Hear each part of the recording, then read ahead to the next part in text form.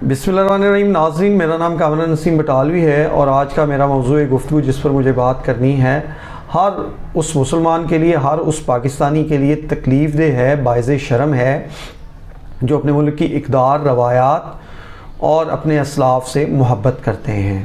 चंद रोज़ कबल लाहौर की एक निजी यूनिवर्सिटी ऑफ़ लाहौर में दो तालिब इल्मों ने, क्लासमेट्स ने एक ड्रामाई अंदाज़ में एक दूसरे को शादी की प्रपोज़ल दी और ये प्रपोज़ल किसी भी लिहाज से, या ये जो ढोंग किसी भी लिहाज से पाकिस्तानी मुआशरे के लिए, पाकिस्तानी तलीमी अदारों के लिए और पाकिस्तानी तहज़ीब के लिए काबिल कबूल नहीं है। पाकिस्तान में इस तरह की अनहोनियाँ होना आए रोज़ की बात है। इन अनहोनियों का होना और उसके असबाब और उनके मुहर्रकात और वो अफराद जो इस तरह की नौटंगियाँ करते हैं या इस तरह की हरकतें करते हैं, उनकी ज़हनी कैफियत पर बात करना एक अलग चैप्टर है।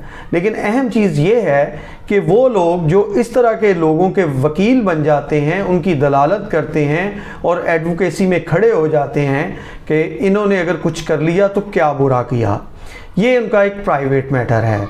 जिस तरह इस तरह के वाक़े के फ़ौरन बाद वेस्टर्न माइंड के लोग या मादर पिदर आज़ादी के हामिल लोग जो है उनकी दलालत के लिए खड़े हो जाते हैं। ये कोई नई बात नहीं, लेकिन उन लोगों के लिए ये पैगाम है, क्या वो ये चाहते हैं कि पाकिस्तानी मुआशरा इंतशार का शिकार हो जाए?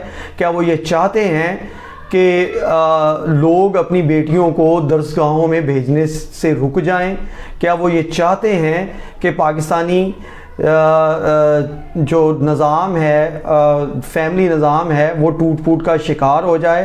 क्या वो ये चाहते हैं वो बेसुकूनी जो कि मगरब के अंदर पाई जाती है और इस वक्त उनकी गिरावट का ज़रिया है, मुआशरती गिरावट का ज़रिया है, वो यहाँ पर भी आ जाए? यकीनन वो यही ही चाहते हैं कि यहाँ पर भी वैसी ही हरकत हों। लेकिन उनको ये ख्याल है कि क्या कभी वो इस तरह की आज़ादी अपने घर में भी अडॉप्ट करना चाहेंगे? क्या उनकी बेटियां भी ये जो है वो खुले बंदों इस तरह एक दूसरे को गले मिल सकती हैं? क्या वो जो हदूदो क़यूद इस्लाम ने मुतय्यन की हैं, या वो हदूदो क़यूद जो कि इस्लामी इक़दार और रवायात की अमीन हैं, उनको क्रॉस करके जो है वो जो मर्ज़ी किया जाए? मगरब जैसी मादर पिदर आज़ादी के मतवालों को ये जान लेना चाहिए कि उनकी दरसगाहों में भी ऐसी आज़ादी और ऐसी हरकत को नामुनासिब और गलत तस्वर किया जाता है। लेकिन हमारी नौजवान नस्ल जो है वो फ़िल्मी और फैंटेसी ज़िंदगी में खोकर अपने मामलात को भुलाकर जो है वो हरकत करते हुए ये नहीं सोचती कि उनके असरात जो हैं वो मजमूई तौर पर मुआशरे पर कैसे। उन्होंने नौजवानों के लिए लिखा,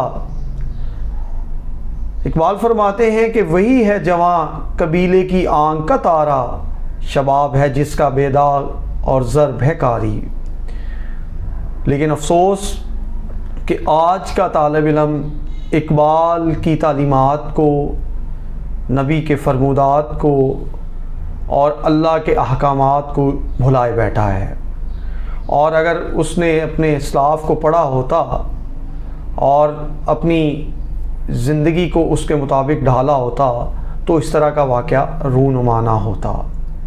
मेरे नज़दीक इस तरह के वाक़यात की रोकथाम के लिए हमें किसी को मुर्द इल्ज़ाम ठहराने से कबल अपने तलीमी निज़ाम के अंदर बेहतरी लानी होगी, और वो बिल्कुल उसके लिए ये ज़रूरी है कि हमें अपने बच्चों की तरबियत जो है वो अच्छी करनी होगी और हमें अपने इक़दार के साथ उनको जोड़ना होगा।